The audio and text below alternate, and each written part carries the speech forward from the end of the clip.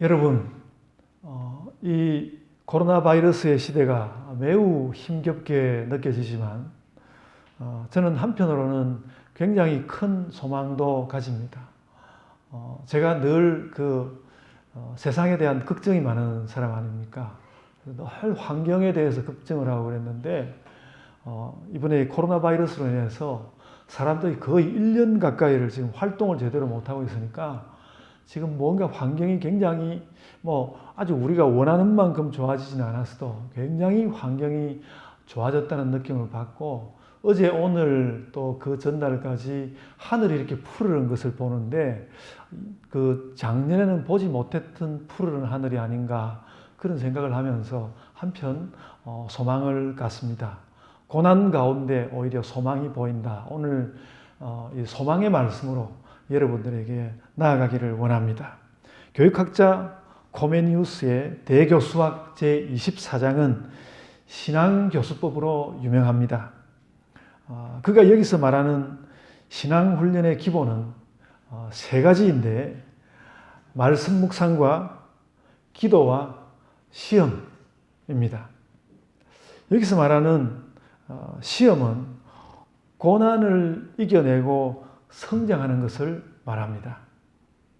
우리가 교회의 가르침에서 늘 말씀과 기도를 강조해 왔다고 보면 그와 함께 잊지 말아야 할 훈련이 바로 고난을 통하여서 성장하는 것입니다.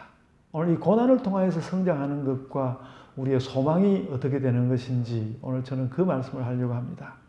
오늘 본문 베드로전서 2장 18절로 25절에는 고난이라는 단어가 4번 나왔고 또 고난과 뜻이 통하는 3가지 다른 말이 나오는데 다 예수님과 관련됩니다.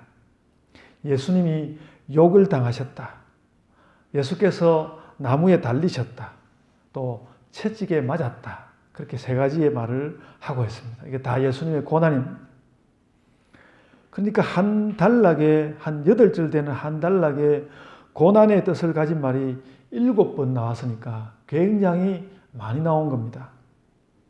성경 저자는 사환, 오늘 성경에 사환이라 나왔고요. 사환 혹은 종의 선행에 대해서 말하려고 하는데 그 선행은 고난과 깊이 관련되어 있습니다. 그래서 자꾸 그 종의 선행을 이야기하면서 자꾸 고난 이야기를 하는 것이죠.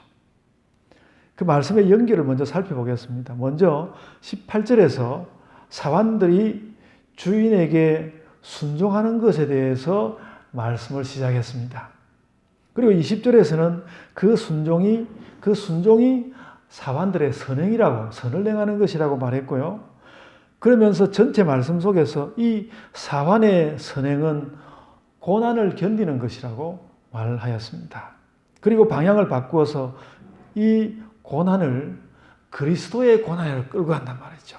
처음에 이제 종들의 선행 이야기를 했는데 그걸 점점 끌고 가서 예수 그리스도의 고난으로 끌고 갑니다. 그래서 결국 종의 순종은, 사환의 순종은 예수님의 고난에 견줄만 하다. 이런 말씀이 오늘 본문 전체의 말씀입니다. 여러분, 그런데 이 말을 듣는 순간에 별로 좋기만 한 말은 아닌 것 같다. 그런 느낌이 다 있을 것입니다. 그래서 이런 말을 듣자마자 우리 마음을 파고드는 생각이 하나 있습니다. 사환과 주인이라는 혹은 종과 주인이라는 봉건적 관계를 미화하는 것 같은 말씀에서 우리가 무슨 적절한 교훈을 찾아낼 수 있을까?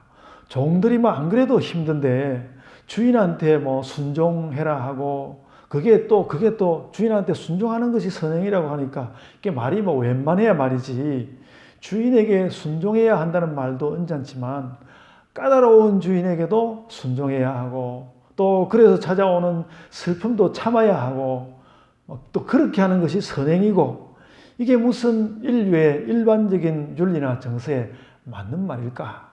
이런 생각이 든단 말이죠. 저는 그런 생각이 드는 것이 틀렸다고 생각하지 않습니다. 그런데 우리의 사회는 여전히 그런 어떤 모습을 어느 정도 갖고 있습니다. 오늘날 일어나고 있는 정치 상황하고 전혀 관계없이 하는 이야기니까 오해는 하지 마십시오. 아무리 기세등등하던 장관이라도 대통령이 당신 그만해라. 그러면 그만하는 겁니다. 뭐 어떻게 할 수가 없습니다. 그만하는 겁니다. 이때 대통령은 주인 같고 장관은 사원 같은 것이죠. 그 사람이 차지하고 있는 자리가 중요할수록 이런 관계는, 그러니까 주인이 그만해라 그러면 딱 그만두는 그 관계가 그 사람이 중요한 일을 할수록 더 그것이 엄격합니다.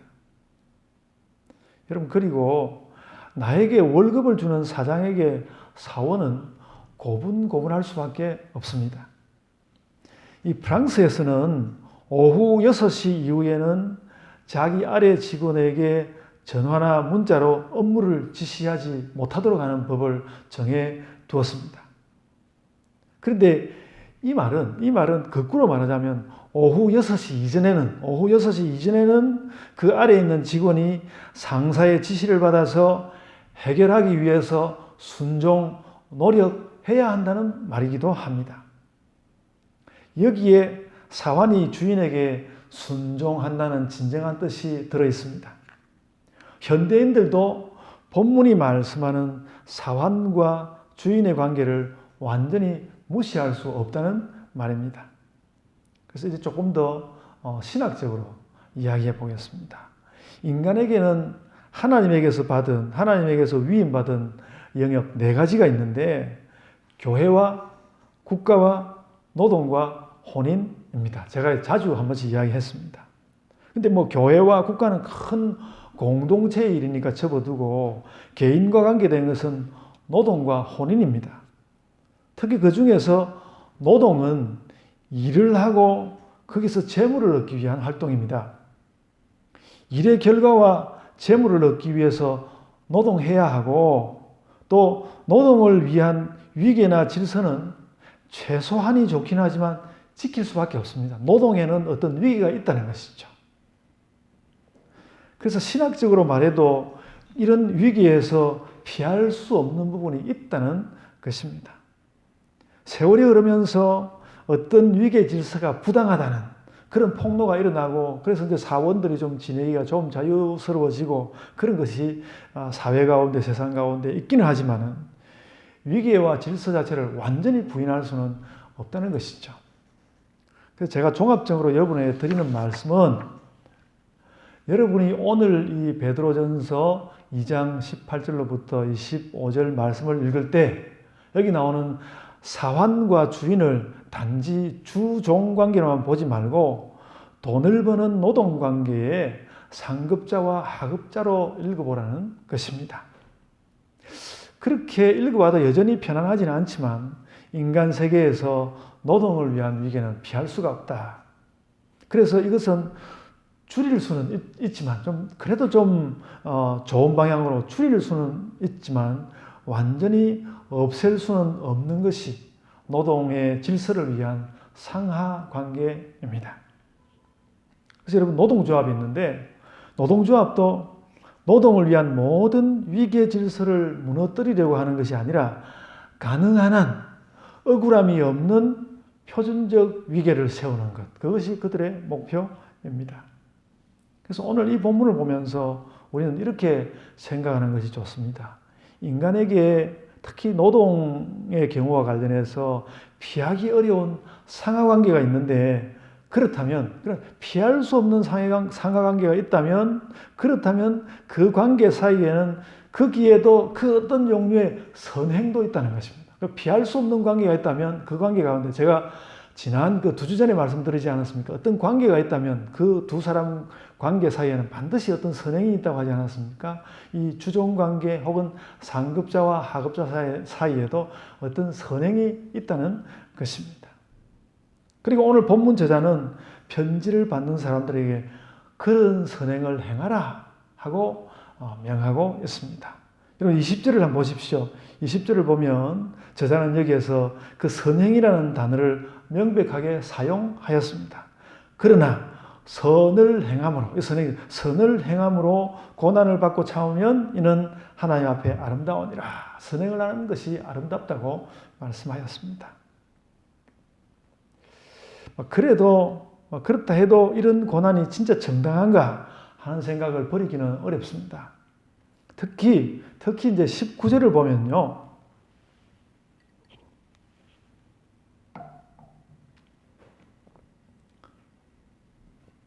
19절에는 부당하게 고난을 받는다는 말까지 나옵니다. 그러니까 상하 관계가 있는데 거기서 부당하게 고난을 받는다는 말도 표현이 되어 있습니다. 그래서 19절 보면요. 부당하게 고난을 받아도 그런 말을 했습니다. 그리고 그 부당하게 고난을 받아도 그리고 나서는 그 슬픔을 참으라는 말도 함께 나옵니다. 이거 그럴 수가 있나? 성경이 뭐 이렇게 말씀할 수가 있나? 그런 생각이 들 수도 있을 정도입니다. 이것은 오늘날의 법 정신으로는 정말 참을 수 없는 일일 것 같습니다. 민주주의가 만개하고 교회가 막 정부에서 하는 이 방역 같은 데도 반대할 수 있었던 이런 세상에서 부당한 고난은 정말 참을 수 없는 일이죠. 그러나 여러분, 베드로 사도가 이 글을 쓰던 때의 상황은 아주 달랐던 것 같습니다. 로마의 시대, 그 누구라도 로마 제국안에 있다면 함께 모이는 것 자체가 금지되어 있었고, 특히 그리스도인들은 작은 공직도 얻을 수 없는 시대였습니다. 그때의 기독교인들은 시민적 자유인의 지위를 누리는 것보다도 신앙을 가지고 살아남는 것이 훨씬 문제였습니다. 그래서 그 사환이라는 어려운 노동조차, 그러니까 굉장히 그 공직도 가질 수 없고 좋은 직장을 가질 수 없었기 때문에 오히려 기독교 신자들 가운데 그런 종노릇, 사환 노릇을 많이 하지 않았을까 저는 그렇게 짐작하는데요. 그런 노동조차 그만두어야 가능한 상황을 생각할 수도 없다는 것이죠. 어떻게 여기서 버텨낼까라는 것이 중요했다는 것입니다. 그걸 안 하게 된다면, 이 사환 노릇조차도 안 하게 된다면 죽는 것일 겁니다. 그래서 사환의 입장이 부당함을 당하더라도 신앙을 가진 채 살아있는 것이 그때는 참 중요했습니다. 베드로 사도는 분명히 그런 상황을 배경으로 해서 이 말씀을 하고 있습니다. 부당한 고난을 당하여서 슬퍼하면서라도 순종하라는 말은 민주적이고 종교 자유가 있는 세계에서 할 수 있는 말은 아닙니다. 그러므로 오늘 본문의 말은 민주적이지도 않고 종교 자유도 제한된 곳에서 아무 재물도 가진 것도 없는 채 신자로서 사는 사람들을 향해서 하는 말이었는데 그 요점은 주인에게 순종하라는 것이었습니다. 매우 약한 말씀을 보이죠. 여러분, 근데 우리 신앙의 선조들이 이렇게라도 견디면서 신앙을 지켜냈다는 것을 우리는 기억해야 합니다. 부당한 고난을 당해도 슬픔을 참으며 견디라는 말은 권고라기보다는 현실인식이었습니다. 베드로 사도의 현실인식이었습니다. 그래도 베드로는 그런 어려운 정말 답답하고 안타까움이 많은 그런 상황에서 인식을 전환시키는 권고를 시도합니다. 저는 이것이 중요하다고 봅니다. 우리의 이 순종은 단지 할 수 없이 순종하는 것이 아니라 원래 일하는 자의 본분을 다하는 것으로서 순종하는 것이다. 원래 일은 끝까지 잘 해내고 주인한테 해줘야 하는 만큼 하는 것이 그게 잘하는 것이다. 그렇게 보라는 것이죠. 그렇게 하는 것이 오히려 부당한 주인을 극복하는 방법이다. 그래서 19절에서는 뭐라고 말했는가 하면 그런 주인을 넘어서 극복해서 살아가라고 하는 그 말을 하면서 19절에는 뭐라고 말했는가 하면 하나님을 생각함으로 슬픔을 참으라 그렇게 말했습니다. 그냥 슬픔을 참으라 하지 않고 하나님을 생각하면서 하나님을 생각해서 슬픔을 참으라고 그렇게 말씀하였습니다. 할 수 없이 참는 것이 아니라 차라리 선행하면서 하나님을 생각해라. 여러분, 기독교의 역사에 이런 때가 있었습니다. 예수 가시고 얼마 안 된 때, 사도들이 교회를 지도하던 때 이런 일이 있었습니다. 아주 정말 말할 수 없이 같이 슬퍼해야 하는 그런 때가 기독교 교회 가운데 있었습니다. 그래서 베드로 사도는 그런 고난이 무의미해 보일 수 있는 것을 너무 우리가 읽어봐 지금 이렇게 요즘 시절의 심정을 읽어보면 너무 무의미해 보이잖아요. 나를 막 부당하게 막 압박하고 그러는 상사한테 내가 그냥 깨갱하고 있는 것 같아서 너무너무 그 무의미해 보이지 않습니까? 무의미해 보일 수 있는 그런 것을 극복하고 사그라지려고 하는 이 고난의 의미를 베드로 사도가 어떻게 살려낼까? 베드로 사도가 저는 그것을 고민했다고 봅니다. 겪어서는 안 될 고난을 우리는 사회운동을 통하여서 제거할 수 있습니다. 그러나 본문의 시대와 상황에서 그 본문에 나오는 그 시대와 상황에서는 요원한 일이었습니다. 더욱이나 베드로는 그런 그 함께 해야 할 수신자들과 함께 있지도 않았습니다. 그들과 함께 있지도 않았습니다. 그 부당함에 마주서서 어떤 운동이라도 뭐 해야 한다면 함께 해야 할 텐데 그래서 함께 할 수도 없고 믿음 때문에 부당한 대우도 감내해야 했던 그 당시의 신자들에게 베드로는 그 부당한 고난에 대하여서 신앙적인 하나님을 보면서 의미를 매기는 것을 지금 권고하고 있는 것입니다. 굉장히 어려운. 그래서 오늘 이 본문이 그래서 저는 굉장히 어려운 본문이라고 생각합니다. 굉장히 어렵게 베드로 사도가 스스로도 극복해서 참으면서 마음 가운데 눈물을 부으면서 눈물을 가지면서 그런 이 이야기를 했을 것입니다.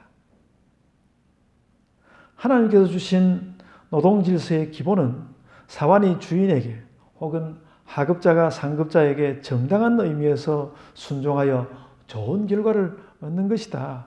이 말은 틀린 말은 아니거든요. 그러니까 그것을 한다고 생각해라. 그렇게 한다는 일념으로 살아가고 주인에게도 그런 모습을 보여라.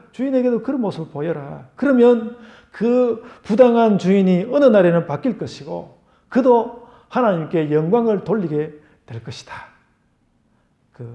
우리가 지난번에 보았던 그 요셉의 주인들이 그랬던 것처럼 그렇게 될 것이다. 어쩌면 베드로 사도는 정말 이 편지를 쓰면서 그 마음 가운데 눈물을 흘리고 정말 그 슬픔과 고통으로 베드로 사도가 편지의 이 부분을 썼을 것이다. 저는 그렇게 생각합니다. 그러나 베드로 사도는 그래도 우리가 힘을 내자. 우리는 그리스도인이 아니냐. 슬픔조차 하나님을 생각하고 담대히 넘어가라. 저는 너무 중요하다고 생각합니다. 여러분들 오늘 고난을 당하고 있다면, 고난이 있다면 슬픔조차 하나님을 생각하고 담대히 넘어갑시다. 그래서 주인은 나에게 부당한 것을 요구해도 우리는 오늘 정당한 것을 행한다. 베드로 사도는 그렇게 말할 수 있는 기독교인들의 그 직업의 자리를 사실 이야기한 것입니다. 여러분, 그리고 베드로는 한 걸음 더 나갔습니다. 그 부당한 고난을 견디는 것에는 그리스도께서 입혀주시는 또 다른 의미가 있다. 현재 그것은 부당한 고난이지만 그 고난을 넘어갔을 때 오는 미래의 가치를 이야기하기 위해서 베드로는 하나님 이야기도 이미 했지만 고난받으신 예수님 이야기를 꺼냈습니다. 피할 수 없이 당하는 부당한 고난은 주님의 십자가 고난과 동한다는 것입니다. 이게 뭔가 이런 일을 당하게 되면 예수께 가까이 가게 될 것이다. 그래서 여러분 아까도 이야기지만 오늘 본문의 논지가 그렇게 쉽지 않습니다. 주인이나 상급자로부터 부당한 대우를 받는 신자들로 인하여 가슴 아프지만 그리고 그런 현실을 베드로 사도도 전복시키고 싶을 수도 있지만 그래도 하나님과 예수님의 이름으로 전할 최선의 위로는 이것이었습니다. 고난이 온다면 하나님을 생각하면서 참고 예수님의 십자가를 생각하면서 극복해라. 마침내 찾아오는 승리가 있는데 너희 선행으로 하나님께서 영광받을 것이다. 피할 수 없이 부당한 고난을 받아야 한다면 내가 고난받으신 예수님을 따라가고 있는 것이다. 내가 지금 예수님 뒤를 따라가고 있는 것이다. 그렇게 생각하라는 것입니다. 이것도 무척 약해 보이지만 그 시대에 베드로 사도와 이 편지를 받는 그 수신자들에게는 이게 너무 중요한 이야기였을 것입니다. 여러분, 예수님의 고난을 살펴보면 분명히 그런 구조가 있습니다. 21절에서는 오늘 본문 21절에서는 그리스도께서 너희를 위하여 고난받으셨다. 그렇게 말씀했는데 이것은 그리스도께서 하나님 섭리를 따르고 백성을 사랑하신 것이지만 정당함과 부당함으로만 말하면 그건 정당한 것이 아니었습니다. 부당한 것이었습니다. 예수께서 십자가에 달리는 것은 그건 너무나 부당한 것이었습니다. 죄는 죄 지은 사람이 받아야 하는데 그리스도께서 사람의 죄를 인하여서 고난을 당했으므로 죄가 없는 예수님이 사람들의 죄를 인하여서 고난을 당했으므로 이것은 부당합니다. 더욱이나 로마군과 제사장들이 예수님께 테러를 할 수 있는 정당성은 전혀 없었습니다. 그것이 부당한 것을 더욱 분명히 하기 위해서 22절은 이어가면서 말하고 있습니다. 그는 죄를 범하지도 않았고 입에 거짓도 없었다라고 22절에서 그렇게 말씀하고 있지 않습니까? 예수님 그랬다. 그가 벌을 받는 것은 그가 십자가에 달린다는 것은 부당한 것이다. 그런데도 그 부당한 고난은 일어나고 말았는데 그것은 인류를 살리는 큰 사건이 되지 않았느냐. 우리도 무엇인가 그럴 수 있다는 것입니다. 우리가 그 고난을 견뎌내면 무엇인가 지금 내 눈에 잘 보이지 않아도 그런 무엇이 우리에게 올 수 있다는 것입니다. 예수께서 고난을 당하시는 것은 부당합니다. 예수님이야말로 가장 부당하게 고난 당하셨습니다. 그래서 23절은 이어서 말씀합니다. 근데 그래도 예수께서는 맞대어 욕하지도 않고 위협도 하지 않고 모든 것이 하나님 뜻대로 되기를 구했습니다. 여러분, 마태복음 27장 35절로부터 44절에 십자가에 예수님을 둘러싸고 욕하는 자들이 많았습니다. 오늘 본문에 욕하는 것에 관해서 말하고 있는데 예수님을 욕하는 자들이 많았습니다. 거기 모인 군중과 병사들과 대제사장들과 또 대제사장들의 그 사병들과 심지어는 예수님 옆에 십자가에 달린 사람까지 예수님을 욕했습니다. 그 주변에 있는 모든 사람들이 예수님을 욕했습니다. 그 너무나 부당한 것인데 예수님을 욕했습니다. 그것이 너무나 부당한데도 그런 사건이 돌이킬 수 없이 일어나 버렸습니다. 여러분, 그리고 마가복음 15장 32절에도 사람들이 그 예수님을 둘러선 사람들이 예수님을 욕했다는 말이 여전히 나옵니다. 그러나 예수님은 맞대어 욕하지 않았습니다. 오히려 저들이 무엇을 행하는지 모릅니다. 그들 용서해 주실 것을 구했습니다. 예수님은 위협도 하지 않았습니다. 그리고 누가복음 23장 46절에서는 내 영혼을 아버지 손에 부탁하나이다. 예수께서 오늘 본문도 보면 예수님이 아버지께 부탁했다고 하지 않습니까? 아버지 손에 부탁하나이다. 그랬습니다. 오늘 본문 23절에 공의로 심판하시는 이에게 부탁한다. 이런 말이 나오지 않습니까? 결국은 하나님 아버지의 뜻이 관철될 것이고 그것이 전부이다. 예수님이 그게 전부다. 하나님의 뜻이 결국 이루어질 건데 그게 전부다. 너희가 겪는 고난은 씻은 듯이 없어지고 그것이 전부가 될 것이다.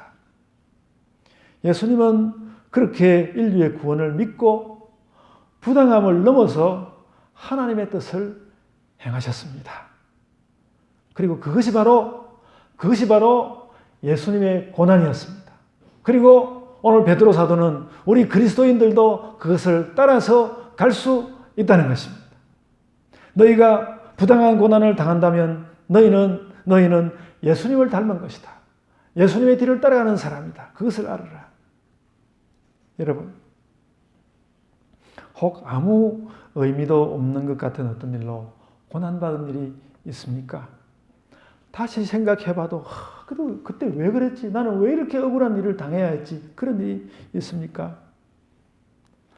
여러분, 이런 이야기 하나만 하지만 저는 신학대학원 교육학 교수를 하다가 갑자기 다른 곳에 상담학 교수로 발령받은 일이 그때 너무 어이가 없었습니다. 제가 대학교 교수가 전공도 아닌 과목에 가서 그냥 하라는 거예요. 과가 옮겨졌으니까 좀 안 됐다, 미안하다라는 전화 한 통 없었습니다. 그냥 이름 몇 자 딱 이렇게 나오고는 그냥 그만이었습니다. 너무너무 억울했습니다. 저는 학교에다 한번 이 이야기 해보고 싶은데 제가 말 안 하는 거죠. 말 안 합니다. 말 해봤자 변할 것도 없고. 근데 하여간 그때 너무나 어이가 없었습니다.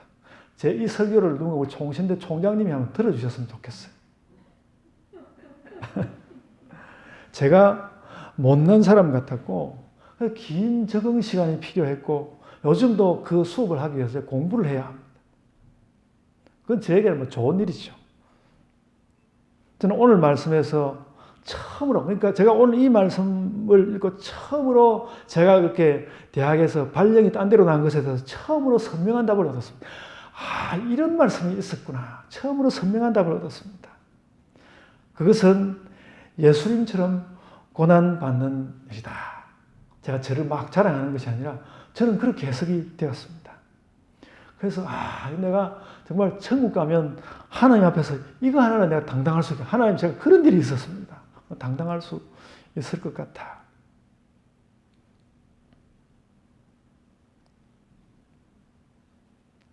여러분, 저는 오늘 본문 2장 앞부분에서 선행하라고 한 뒤에 왜 제일 먼저 선행을 하라 그래놓고 뭐 좀 다른 아주 보기 좋은 선행이 많을 텐데 왜 종 이야기를 하면서, 안 그래도 세상에서 제일 힘든 사람들 종 이야기를 꺼내가지고 또 안 그래도 힘들어 죽겠는데 또 그들에게 선행을 하라고 그럴까? 이게 좀 이상했거든요. 이상했습니다. 근데 생각해보면 여러분, 예수님이 굉장히 극단적인 말씀을 잘 하시잖아요. 예수님이 사랑하라고 하시면서 그냥 사랑하라고 하는 게 아니라 원수를 사랑하라고 예수님이 그러지 않았습니까? 베드로는 그 선생님을 따라서 선행해야 하는데 가장 부당한 것이 많은, 세상에서 제일 못나고 제일 못난 것 같고 제일 부당한 것이 많을 것 같은 그 종과 주인 사이를 선택하고, 그것도 주인에게 잘하라고 하는 것이 아니라 종에게 선행을 하라고 지금 가르치고 말하고 있는 것입니다. 참 그 베드로가 이런 면에서 극단적인 말씀을 하시는 예수님을 닮은 어떤 모습을 보여주신다. 그런데 정말 선행을 한다는 것은 이런 것이다라는 것을 너무너무 선명하게 잘 보여주는 예가 바로 이 종의 선행, 사관의 선행, 또 하급자의 선행이라는 것이죠. 하나님 말씀의 뜻은 확 드러났다고 생각합니다. 그러므로 어찌하든지 너희는 그 선행에 비춰서 걸어라. 그 베드로 전서는 그 이야기를 굉장히 강하게 그러니까 이야기하거든요. 너희가 하나님의 뜻을 따라서 이렇게 나그네도 되고 제사장도 되고 그랬으니까 이제 정말 선행으로 살아라. 비록 종이 되어서 부당한 일을 당하더라도 그래도 거기에도 뭔가 선한 것이 있을 테니까 선하게 살아라. 선행해라. 베드로는 그 말을 하고 싶었던 것입니다. 여러분, 마르크스와 니체는 이런 일로 기독교를 노예 도덕이라고 말했을지 모릅니다. 여러분, 그러나 그렇지 않습니다. 모든 정의가 무너지고 모든 사상이 힘을 쓸 수 없는 자리에서 우리의 슬픔을 받아주고 삶의 의미를 세워주실 리가 하나님이시고 예수 그리스도이시라는 것입니다. 우리는 하나님 안에서 여전히 싱싱하게 살아있다. 그러므로 오늘 본문은 부당한 것을 뒤엎는 의협심, 그런 것은 정말 아닙니다. 내가 약해서 그렇든지 세상이 악해서 그렇든지 절망할 수밖에 없는 상황에서도 그렇다는 것입니다. 여러분, 전쟁이 그렇지 않습니까? 전쟁 벌어지면요, 뭐 정의도 그런 것도 아무것도 없지 않습니까? 그래도 그럴 때일지라도 소망을 가지라는 것입니다. 그래서 제가 사랑의 원자탄 손장원 목사님을 제가 차를 타고 지나가는데 그 생각이 났습니다.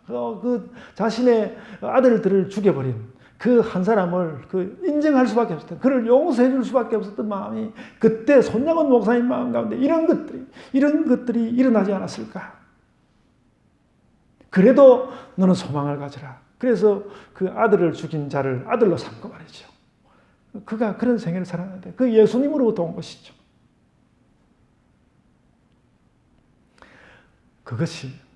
그것이 하나님께서 주시는 너희의 자유요, 너희의 존엄이다. 여러분, 인문학이 늘 인간의 자유와 존엄을 이야기하는데 하나님이 주시는 자유와 존엄은 그런 것이다. 종도 늘 끌려다니는 것만 아니라 종도 선행할 수 있다. 나는 선행을 보여준다. 그래서 저는 오늘 말씀 앞에서 제 그 말과 제 설교의 논리가 너무 서투르다는 것을 느낍니다. 이거 아주 엄청난 이 말씀이, 베드로 사도가 오늘 우리에게 전해준 이 말씀이 아주 엄청난 말씀인데 그 엄청남을 제 말로 제대로 지금 전하지 못하고 있다는 생각을 합니다. 그 무슨 이야기냐면 여러분 여기에 소망이 있다는 것입니다. 여기에 소망이 있다. 저는 소망에 대하여서 이런 설교를 오늘 처음 해봤습니다. 소망이 이런 자리에도 있는 거구나. 오늘 처음 이런 설교를 해봤습니다. 듣는 사람이 이 설교에 대하여서 저 목사님 너무 사회적 의식과 용기가 부족한 것 같아. 그렇게 느낄 수도 있고 또 어떤 사람은 정말 노예의 도덕처럼 그렇게 들을 수도 있지만 오늘 말씀은 그렇게 고난을 당하고도 씁쓸한 뒷맛만